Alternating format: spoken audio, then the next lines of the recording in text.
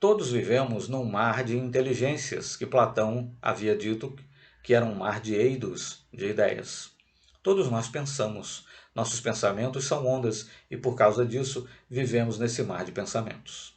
Nestes tempos que estamos vivendo na Terra, há um pensamento que gera muitos outros, mas que é um pensamento central: a paz. Em toda parte se fala da paz. Mesmo nos continentes, nos países, nas regiões que se acham em guerras, existe o discurso pró-paz. Curiosamente, muita gente não se deu conta do que seja a paz. A paz, de maneira nenhuma, corresponde à estagnação das águas paradas. Não, isso não é paz, isso é estagnação. A paz não tem nada a ver com não fazer nada, ficar à toa, com excessivo ócio. Isso não é paz, isso é preguiça. A paz não tem nenhuma vinculação com a paralisia dos cadáveres, com a inércia dos mortos. Isso é apodrecimento, é putrefação.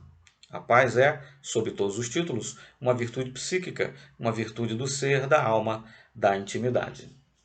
Paz significará sempre um estado interior em que a criatura que a busca, que a persegue, entra na sintonia das leis cósmicas. Ser pacífico é a criatura buscar essa integração com o Criador, sob todos os aspectos. E a partir disso, tratará de cumprir seus deveres para com a vida em nome da paz.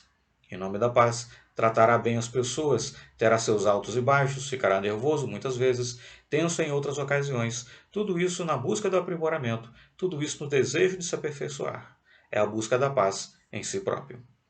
É por essa razão que constatamos que quando alguém está buscando a paz e assume seus compromissos diante da vida, não se vitimiza, não se coloca como vítima da vida, das coisas, dos outros, porque quem está querendo paz aprende a governar a si mesmo, a governar a sua própria vida, a ser uma pessoa autônoma, a não realizar o bem apenas porque está sendo visto, ou porque alguém o vai aplaudir, ou porque vai ganhar alguma coisa, e deixa de fazer o mal, deixa de cometer erros somente quando disso adviria uma sanção.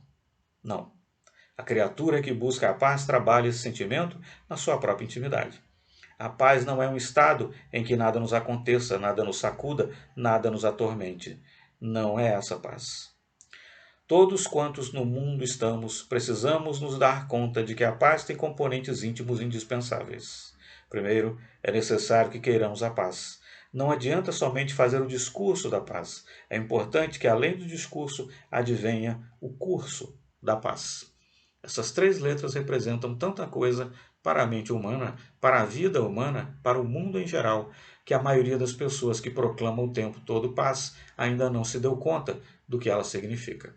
Para muita gente, a paz tem que ser mantida à base da força, das armas. Para outros, a paz é aquele documento que se assina nos gabinetes políticos, os tratados de armistício. Isso não é paz, são as conveniências políticas. A paz proclama, a paz reclama de nós essa justeza de propósito, esse querer fazer, cumprir com as nossas obrigações para poder cobrar os nossos direitos. Atender os nossos deveres para com a vida, para com as pessoas, para com as coisas, a fim de que esses deveres bem cumpridos nos deem acesso aos direitos recebidos. A paz pede de nós a ação. De nenhuma maneira, a paz propõe que sejamos passivos, pede que sejamos pacíficos. É por aí que começamos a refletir em torno da paz.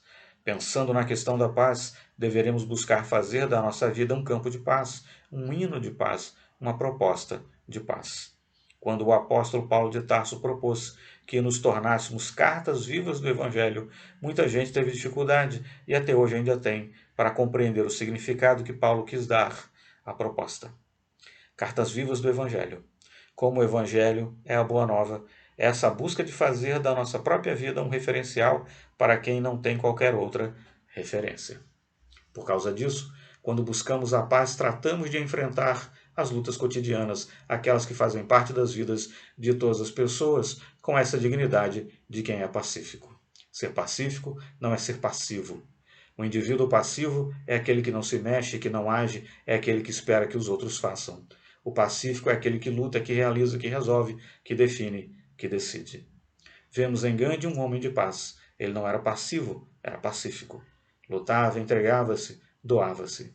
Na nossa vida, comecemos a pensar em criaturas assim, que são capazes de promover a paz a partir de si mesmas, dando conta dos compromissos cotidianos. Quantas vezes somos assaltados pela enfermidade dentro do lar? É tão difícil ser pacífico nessas horas, porque o desespero costuma tomar conta de nós. A descrença, o pessimismo. E essa paz, onde está? A paz precisaria ser a nossa conselheira nessa hora, para que entendêssemos que estamos procurando a medicina, estamos procurando os atendimentos necessários, estamos dando a cobertura devida. Agora, entreguemos a Deus a saúde do nosso ser querido ou a nossa própria saúde.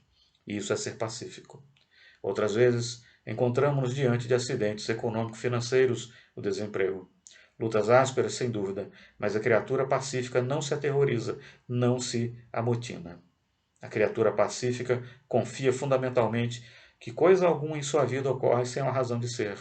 Não se detém, não é passiva, vai em busca de resolver o prejuízo, de desfazer o transtorno. Mas por trás disso existe essa certeza de que no momento devido tudo se aclarará. Tudo chegará ao seu lugar devido, porque pacífica a criatura é capaz de entregar a sua mente a Deus, a sua vida ao Criador. Pacífica como deseja ser. Em outros momentos, nos deparamos com a própria morte. Quanto tormento a desencarnação ainda provoca para as vidas, para as pessoas que ficam?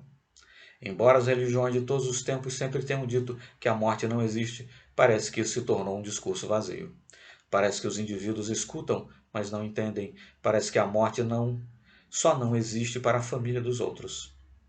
E nos desarvoramos, nos desestruturamos, passamos a pesar sobre o falecido com a nossa energia negativa, com a nossa energia de auto-vitimização.